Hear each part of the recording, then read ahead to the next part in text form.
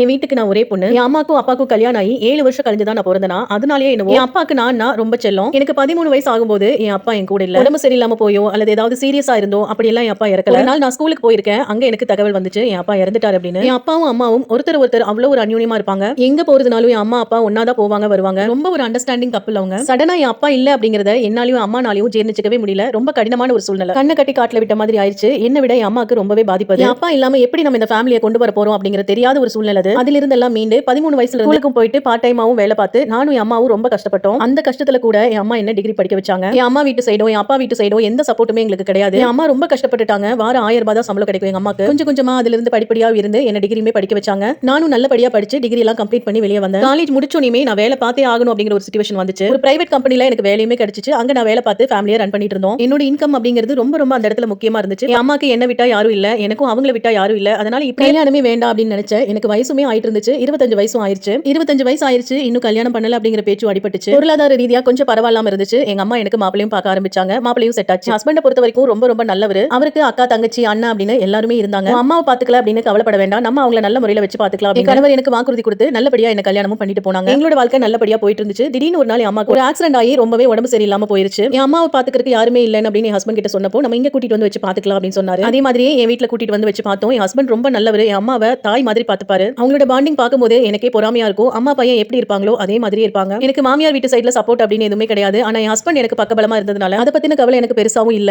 6 மாசம் நல்லபடியா போச்சு. திடீர்னு ஒரு நாள் காலையில அம்மா வாமிட் எடுத்தாங்க. போய் பார்க்கும்போது டாக்டர் அம்மாக்கு கிட்னி ஃபெயிலியர், கொஞ்ச நாள் தான் அவங்க உயிரோட இருப்பாங்கன்னு சொல்லிட்டாங்க. அதை கேட்கும்போது ரொம்ப இடிஞ்சு போயிட்டு பாசம் காமிச்சு வளர்க்க வேண்டிய வயசுல அப்பா இல்ல, கூட பிறந்தவங்கன்னு யாருமே இல்ல. நல்லபடியா அம்மாவை கடைசி வரைக்கும் வச்சு பாத்துக்கலாம் அப்படிங்கிற ஒரு சூழ்நிலையில அம்மாவும் இல்ல. அப்படிங்கும்போது அந்த வலி ரொம்ப கொடுமையா இருந்துச்சு. மாமியார் வீட்டு சைடுலயும் பெருசா எந்த சப்போர்ட்டுமே இல்ல. அம்மாவும் இறந்து கொஞ்ச நாள்லயே நான் கன்சீவ் ஆயிட்டேன். எனக்கு என் அம்மாவே வந்து பிறப்பாங்கன்னு ரொம்பவே ஆவலோட காத்துட்டு இருந்தேன். அதே மாதிரியே எனக்கு ஒரு பெண் குழந்தையும் பிறந்தா. என்னோட டெலிவரிக்கு சப்போர்ட் பண்றதுக்கு கூட என் மாமியார் வீட்ல இருந்து யாருமே வரல. எனக்கு பெண் குழந்தை பிறந்துச்சா, அதனால என் குழந்தைய கூட என் மாமியார் இன்னும் பார்க்கவே வரல. என் மாமியார் தனிப்பட்ட முறையில ரொம்ப நல்லவங்க தான். எங்களை ரொம்ப நல்லா பாத்துப்பாங்க. ஆனா என் நாத்தனாருங்க வந்தா அதை இதையும் சொல்லி கொடுத்து அவங்க பேச்சு கேட்டு சண்டை போட ஆரம்பிச்சிருவாங்க. டெலிவரிக்கு அப்புறம் என் ஹஸ்பண்ட் தான் வேலைக்கு கூட போகாம லீவ் போட்டு 6 மாசம் என்ன ரொம்ப நல்லா பாத்துக்கிட்டாரு. ஹஸ்பண்ட் என்னையும் என் பாப்பாவையும் கோழி அடக்காக்குற மாதிரி அவ்வளவு நல்லா பாத்துக்கிட்டாரு. என் ஹஸ்பண்ட் தான் இன்னைக்கு வரைக்கும் எனக்கு ரொம்ப சப்போர்ட்டா இருக்காரு. அவங்க வீட்டு சைட்லயும் சரி, என் வீட்டு சைட்லயும் சரி, எனக்கு எந்த சூழ்நிலையிலும் அவர் என்ன விட்டு கொடுத்ததே இல்ல. அவங்க வீட்டு சைடுல எல்லாருமே பேசுவாங்க, பொண்டாட்டி பேச்ச கேட்கறான், பொண்டாட்டி தாசனா இருக்கான்னு சொல்லுவாங்க. ஆனா அதை எதுவுமே பொருட்படுத்திக்க மாட்டாரு. என்ன அவ்வளவு நல்லா ஒரு தாய்க்கு தாயா பாத்துக்கிட்டாரு. அம்மா அப்பா இல்லன்னு அடிக்கடி ஃபீல் பண்ணுவேன். ஃபீல் பண்ணும்போதெல்லாம் நான் இருக்க கவலைப்படாதேன்னு எனக்கு ஆறுதல் சொல்வாரு. அந்த அளவுக்கு ஒரு தங்கமான மனுஷன் அவரு. எனக்கு கிடைச்ச ஹஸ்பண்ட் மாதிரி யாருக்குமே கிடைக்க மாட்டாங்க. கல்யாணமே வேண்டாம், அம்மா கூடவே இருந்தலாம் அப்படின்னு நினைச்சிட்டு இருந்த எனக்கு கல்யாண வாழ்க்கை ரொம்பவே சிறப்பா அமைஞ்சிருக்கு. ஒரு பெண்ணுக்கும் கணவன் அப்படிங்கிற ஒரு உறவு மட்டும் நல்லா அமைஞ்சிட்டா போதும். இந்த உலகத்துல எதை வேணாலும் சாதிக்கலாம். அப்படிப்பட்ட கணவர் தான் என்னோட கணவர். எனக்கு கிடைச்ச மாதிரி கணவர் எல்லாத்துக்கும் கிடைக்கணும் அப்படின்னு நான் இறைவன் கிட்ட வேண்டிக்கிறேன். இது இன்ஸ்டா ஃபாலோவர்ஸோட ஒரு ஸ்டோரி. அவங்களுக்கு நீங்க என்ன சொல்ல விரும்புறீங்களோ அது கமெண்ட்ஸா சொல்லுங்க.